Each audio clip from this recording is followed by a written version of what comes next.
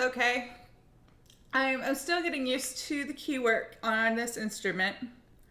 I like the tone. I like the like there's like a smoothness and consistency between like the octave and changes, the register changes that I like. I think I think sometimes I'm getting in its way because I'm just used to playing my instrument, which needs, the needs are a little bit different in terms of voicing and support and all that. I mean, like every instrument, every tone needs support, but like it's hard to describe. It's like the way I play it, like which muscles I use, how I use them. It's going to be a little bit different. But because the keys are just like slightly different in places, I think sometimes I reach or I try to like, land in the right spot and I'm just not quite there. And then there's that one spot, I played it a minute ago. It was down here, and I'm going to make a point to, where was it? Right here. I'm going to make a point to look at that closely when I get there. I feel like it didn't give me that much trouble when I was reading through it, but maybe I played it wrong. And then also I'm going to put a little circle here, or I'm just going to write this in here. That's an F sharp. That note there, it's just a little blurry. It's just F sharp and then D sharp. I want to make sure I don't miss that again. I'm going to go back to the beginning. Let me give myself my tempo again.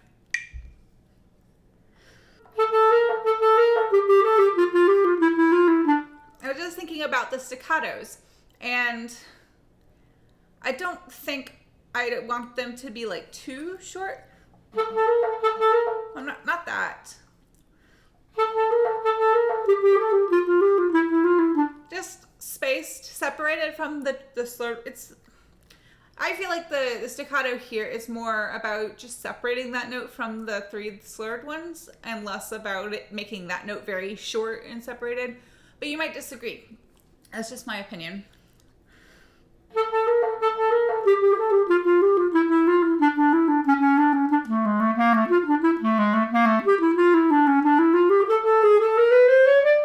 You might see in the third measure, they like did a little tenuto on that, on the third 16th note of that grouping. And I like that. It is not really so much about playing that note with a tenuto as like drawing some awareness and some attention to that note so that those three slurred 16th notes are balanced so that the rhythm doesn't come. Although that would be a valid practice technique to kind of displace the rhythm that way, but that's not really how it should sound, the final product.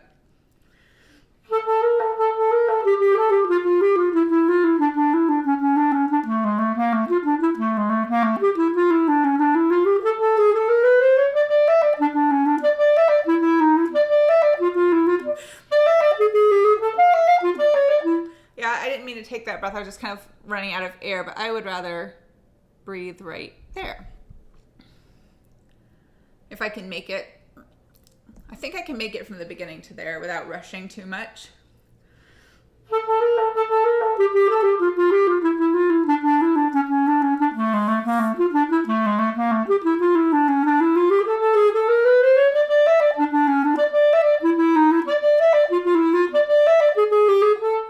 I rushed a little bit. Let me try that one more time and see if I can keep it nice and steady.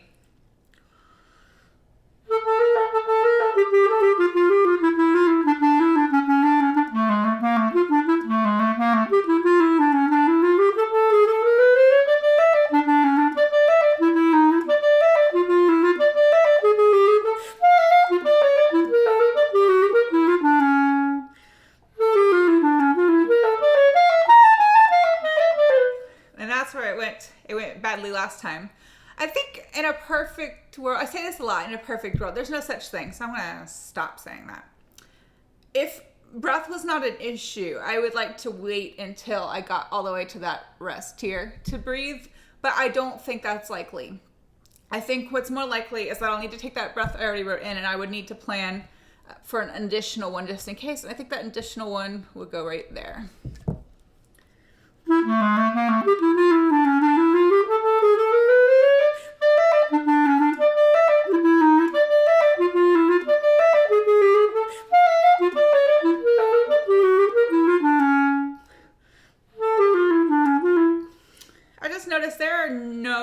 dynamic markings in this at all.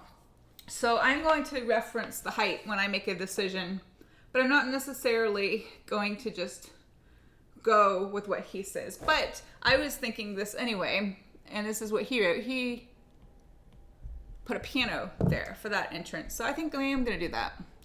I'm okay with like not writing in every crescendo and decrescendo if I can carry it off without writing them all in to remind myself, and just kind of letting the natural ebb and flow, you know, happen. So I'm going to start after the repeat. I'm going to go a little slower because I find this spot tricky today for some reason.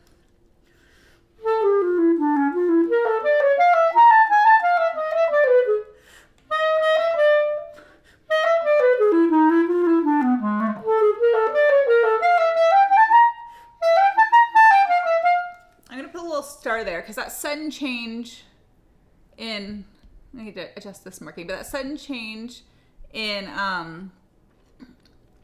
articulation kind of takes me by surprise. So I'm going to pull a circle around it and put staccatos on it to remind me that it has changed.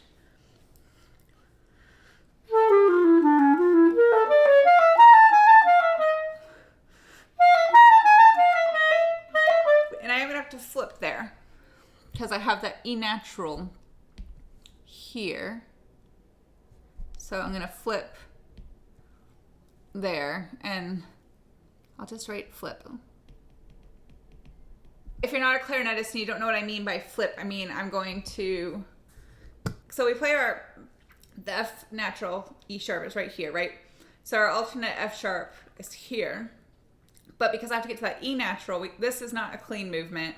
So I'm going to go E sharp here, and then the F sharp I'm going to flip to the middle finger so that I can get to the E there. So it'll look like this. Does that make sense?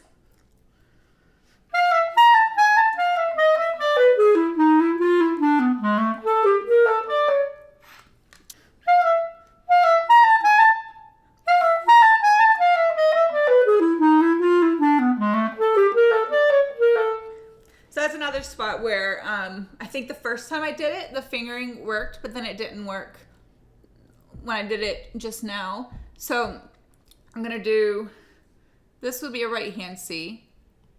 This will be a left hand B. Then obviously the right hand D sharp. I'm going to keep going as if I don't have the alternate D sharp E flat key. Because most, well, I don't know about most, but most students don't, and a lot of clarinetists don't have that extra key. It just depends on how old your instrument is, what model you have, etc., etc. It's not one of those things that's just like a given. So it'll be right hand D sharp, left hand C, right hand B.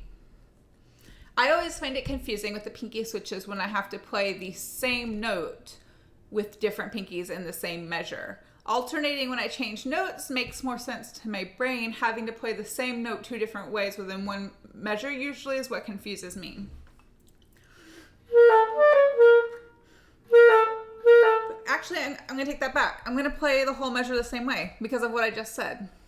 So I'm just going to do the whole thing the same way. Left hand C, right hand B. That way it just stays consistent for the whole measure.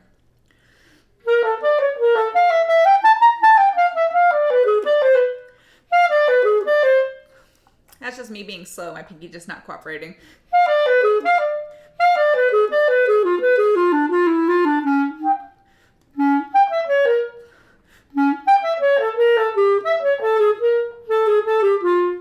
Okay, I'm gonna go back and do that in context because my brain is doing weird things right now. I'm gonna put some of that in context and go back to after the repeat.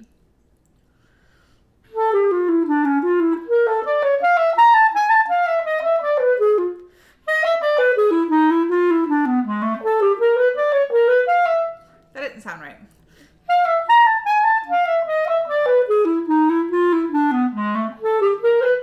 Yes, because I played a C sharp.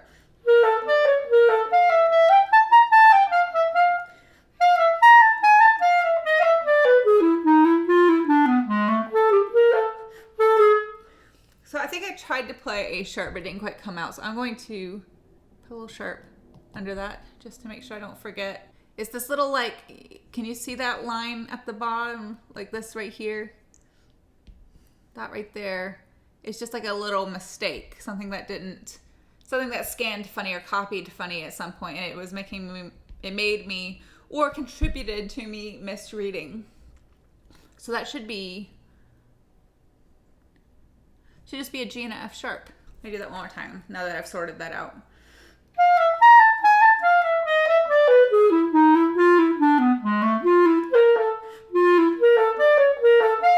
That makes more sense, doesn't it? That makes more sense. Now I'm going to try that again in context.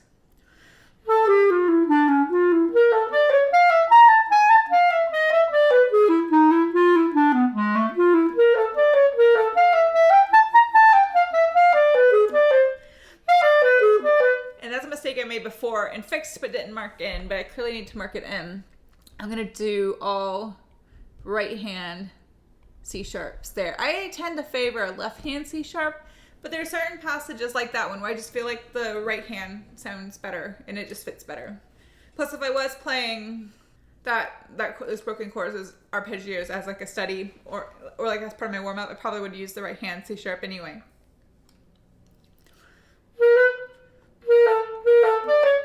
I don't feel like it's a huge reach difference to get to this right hand B, but for some reason I keep missing. And I think it's just the whole new instrument situation.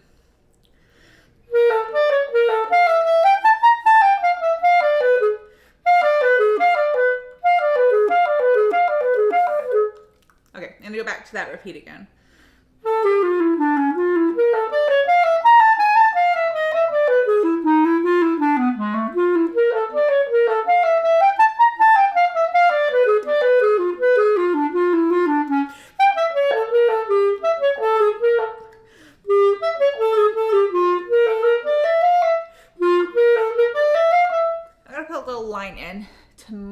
I'm going to pull a staccato in and a little line because for some reason my brain wants to marry those together.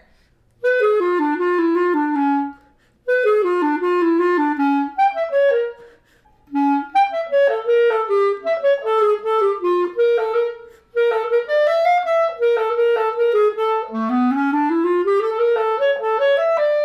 going to do that whole section now, one more time.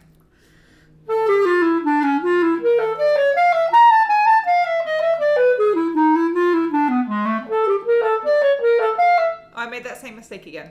One more time.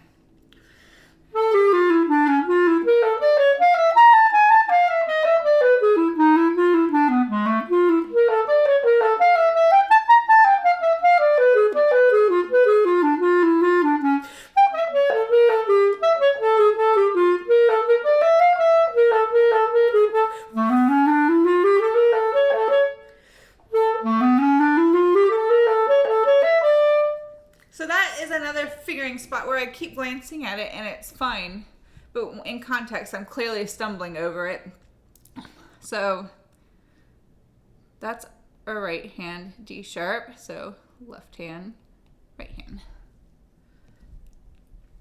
If you're not a clarinetist, then it might seem strange that like I'm going out of my way to write in the left hand, right hand, L, R for these notes, and it just has to do with these pinky keys here. Like this set here that the right hand pinky controls and the set here the left hand pinky controls. And there are some notes through there where, you know, we'll have a couple of options and we just need to pick the fingering pattern that makes the most sense for our technique and for delivering it cleanly. But sometimes if I didn't have the D sharp key, you know, there's only one way to play D sharp, so I have to work everything around that. And for now, because I'm not comfortable using this alternate D sharp key, I'm going to treat it as if it's not there and work around it. When it comes to like clarinet technique practice, that's kind of where many of us maybe, but at least I like to start. When I read through something, if I do it like instinctively and it's fine and it makes sense, then I'm not going to bother to write it in. But if I find myself making a mistake, let's say I practice it fine, but then in the orchestra for some reason I do it wrong or I make a mistake because my thinking's different because I'm in the orchestra and not at home alone, then I write it in. Okay, I'm gonna keep going after the repeat.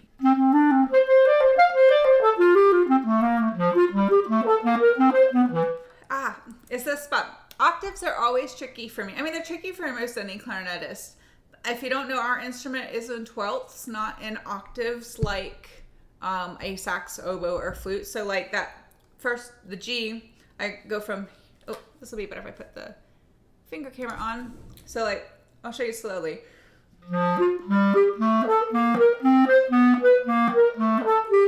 So every note in the different octaves has a different fingering.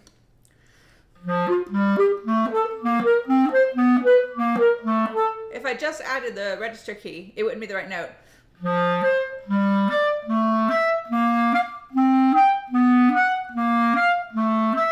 Right? That's not what's written.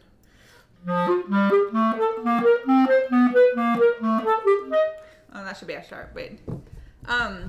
So sometimes, I feel like anytime I hit a passage of octaves like that, it kind of makes me go, oh no, octaves. And sometimes it's fine, and then sometimes like I'll be okay for a minute, and then it derails.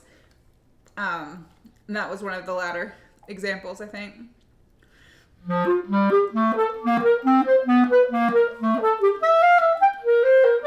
One thing that helps is if it's a harder one, to help keep myself from getting like bogged down by the key work, I try and just memorize how it sounds and listen to it, you know, hear it, like sing it in my head as I play, so I know what it should sound like. And that kind of separates me a little bit from just the mechanics of it, because I feel like when we get too like set in the, you know, our thoughts too settled into just the mechanics of it, it can sound very kind of like rigid or clunk. You know, it doesn't make it any better. It doesn't make it any more musical. Let me start after that, repeat again.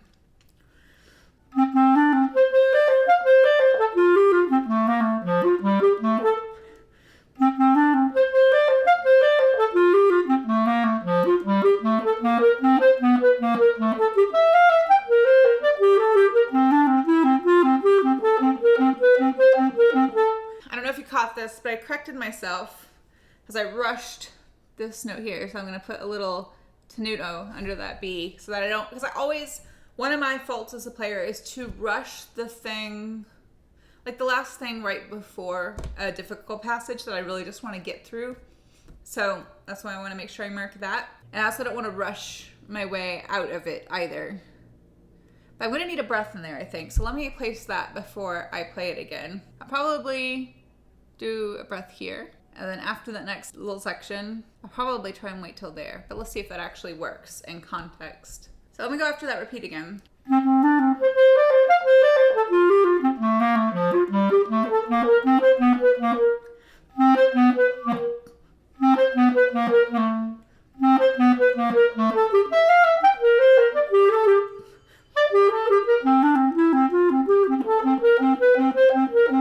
Okay, I need to go at that again. I'm just gonna go a little slower. Every time I fumble, I think I'm just gonna go a little slower, because I'm definitely having one of those days where my brain just kind of wants to get stuff over with. It just wants to check things off the list and move on.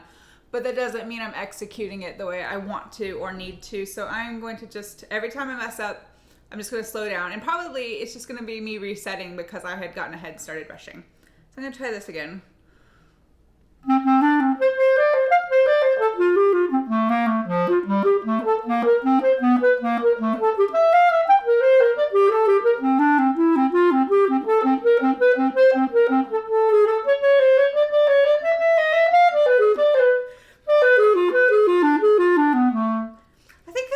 To try to get there without taking this breath here. So instead I'm going to change that to like one in parentheses, so it's an option. And I'll maybe put the same thing here, but I think this is the one right here that I want to take. And once I'd practiced this and felt more comfortable with it, I think it would be attainable. And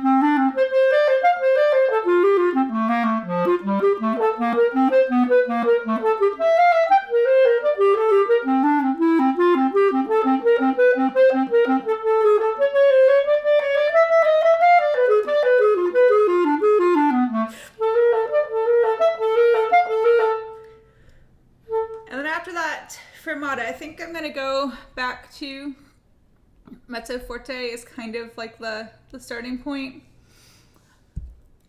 It's kind of nice not having any dynamic markings in this because I can choose my own, but then it's also difficult not having any dynamic markings because I have to choose my own. So I think that last repeated section, I had it at piano. So what does Height do in the second repeated section?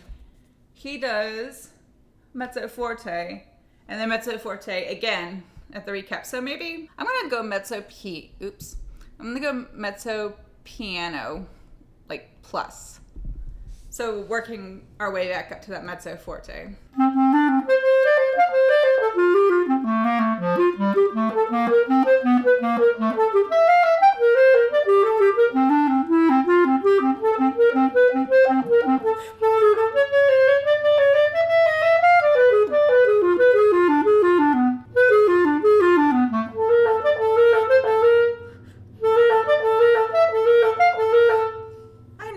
Is just not great today. I feel like I'm having flashbacks to like being in English class in high school or lit class and being asked to read out loud and then just being like so tired that, or just so out of it, not paying attention, or just my brain was elsewhere that I just like can't read whatever it was. That's what I feel like my brain is doing today, is coming up with some interesting versions of this Rose Etude that are not quite what's on the page. Like it's a lot of like the right notes in the wrong order, maybe, or I'm just missing accidentals or whatever.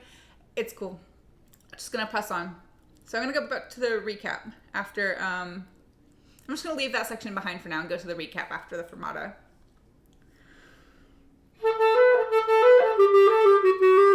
Or not the recap in major key instead.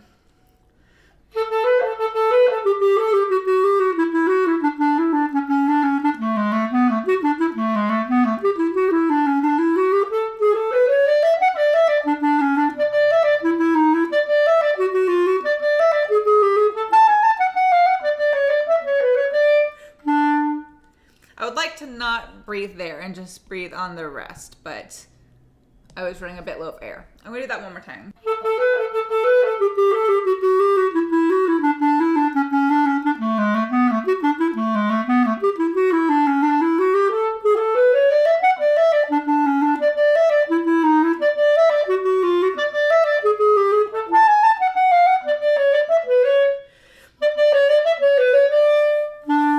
I'll come back to that in a minute. I'm gonna keep going.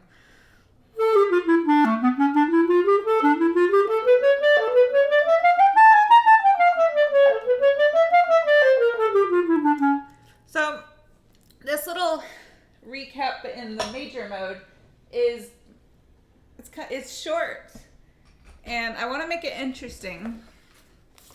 He does the major where it's the same thing as the beginning, but in the major key.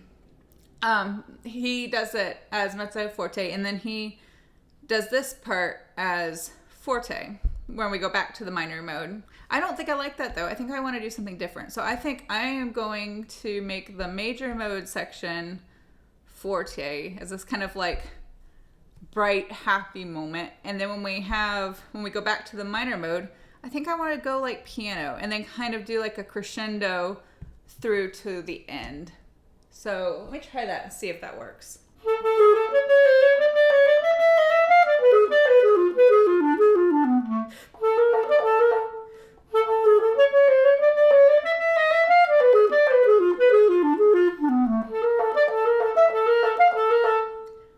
I think I'll crescendo into that. I was gonna do more of a subito forte thing, but I don't think I like that.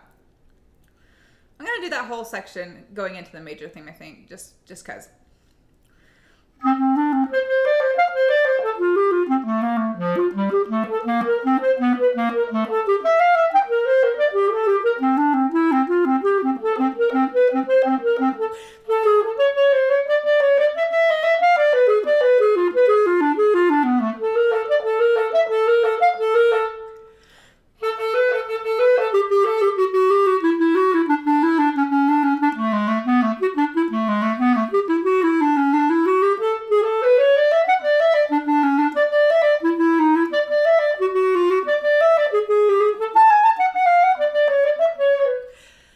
There, I ran out of air, but yeah, I like that better. I have to have a breath though, because I think even on my best day, part of it was my own fault. I could have breathed there and I didn't. I just barreled on past it. I'm gonna go back to my forte.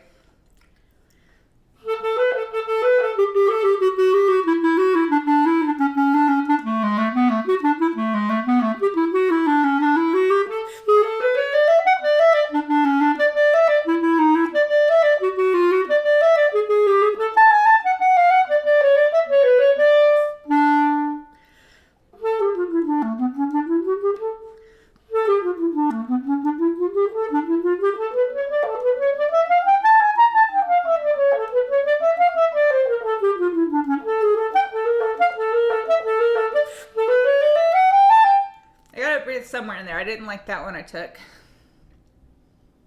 I think I need to do it there. I think that will make the most sense musically.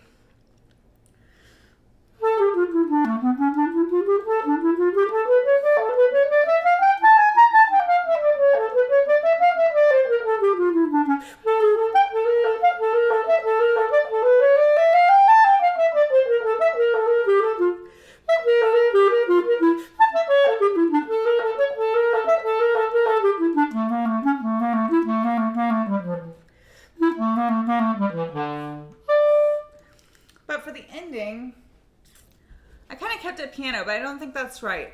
I think it should crescendo to the end.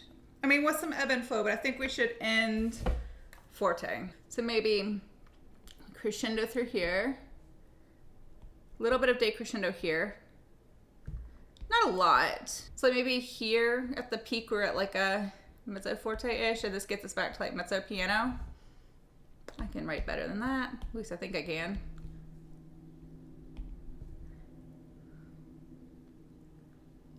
And then a little bit like just natural ebb and flow here, and then crescendo all the way through to the end. Let's try that.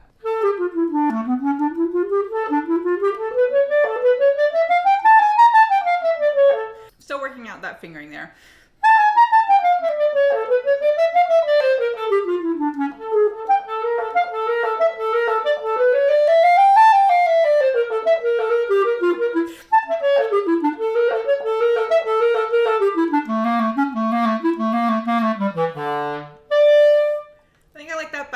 So I'm going to play it through from the top. I'm going to try not to stop. I'm going to try to even keep it slow and steady.